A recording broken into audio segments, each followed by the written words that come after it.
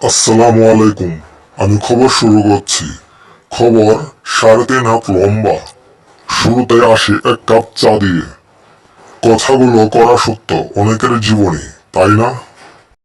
দেখতে মনে হয় একত্রে জুড়ে আছে, আসলে কিন্তু একত্রে নেই। এই যে দেখতে যা হয় তা কিন্তু নয়। এটাও একটা দারুণ আর্ট, বেঁচে থাকার। এভাবেই দিনের পর দিন অভিনয় চলে, একসাথে বেঁচে থাকার। সেলাইগুলো হয়। আপাতত এটা থাক। এখন আসি রেল লাইন নিয়ে। এটা কোন রেল স্টেশন? আপাতত বন্ধ হয়ে আছে। চিনেন কি আপনারা? না, চিনেন না।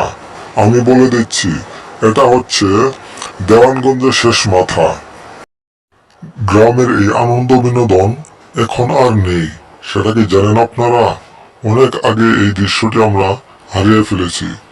একজনের ঘরে একটি টিভি কিনলে আমরা প্রত্যেকেই যেতাম সেই টিভিটা দেখতে। কেউ হয়তো নেংটি মেরে, কেউ হয়তো লুঙ্গি পরে, কেউ হয়তো খালি গা হয়ে। কারো কোনো গ্যারান্টি ছিল না। এটাই ছিল আমাদের শৈশবের একটি কাল। আনন্দময় জীবন। 2006 সাল। শৈশবে কত টাকা পিস করে কিনে খেয়েছেন? আর কি নামে চিনেন?